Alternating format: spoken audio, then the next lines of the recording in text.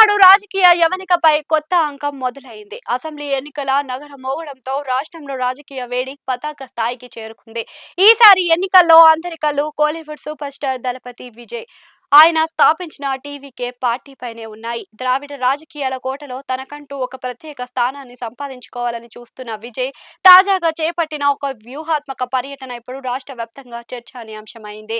రాజకీయాల్లోకి అడుగుపెట్టిన తర్వాత విజయ్ ప్రతి అడుగును ఆచితూచి వేస్తున్నారు.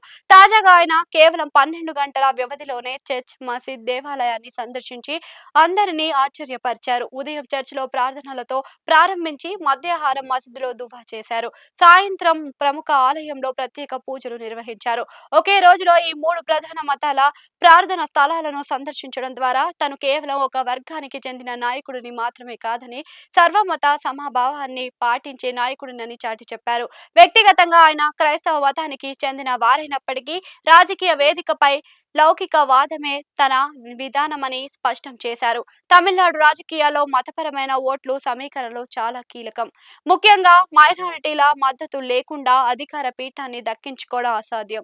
విజయ్ ఈ విషయాన్ని గ్రహించి పక్కా ప్రణాళికలతో ముందుకు సాగుతున్నారని విశ్లేషకులు భావిస్తున్నారు. సినీ స్టార్ గా ఉన్న ఇమేజ్ కేవలం యువతను ఆకర్షిస్తుంది.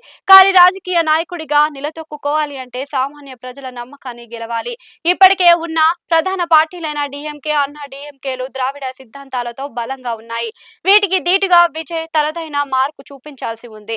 ఈ పర్యటన ద్వారా తను ప్రజల మనిషిని అనే సంకేతాన్ని గ్రామీణ స్థాయి వరకు పాటించాల్సి ఉంటుంది.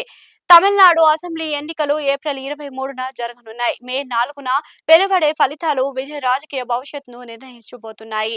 క్షేత్రస్థాయిలో విజయ్ అభిమాన సంఘాలు ఇప్పటికే పార్టీ క్యాడర్ గా మారి పనిచేస్తున్నాయి. ముఖ్యంగా యువతలో విజయ్ పట్ల ఉన్న క్రేజ్ ఓట్ల రూపంలో మారుతుందా లేదా అన్నది ఇప్పుడు మిలియన్ల డాలర్ల ప్రశ్న.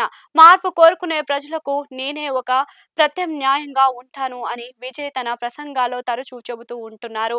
ఒకే రోజులో 3 ప్రార్థనా స్థలాలను సందర్శించి విజయ్ పంపిన ఈ బలమైన రాజకీయ సందేశం ఓటర్లపై ఎలాంటి ప్రభావం చూపుతుందో వేచి చూడాలి. దశాబ్ద కాలంగా సాగుతున్న ద్విధ్రువ రాజకీయాలను కాదని తమిళ ప్రజలు విజయ్ కు పట్టం కడతారా?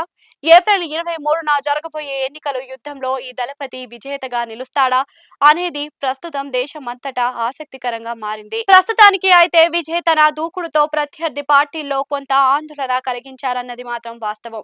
తమిళనాడు ఎన్నికల సమరం మునుపెన్నడూ లేనంతగా రసవత్తరంగా మారింది.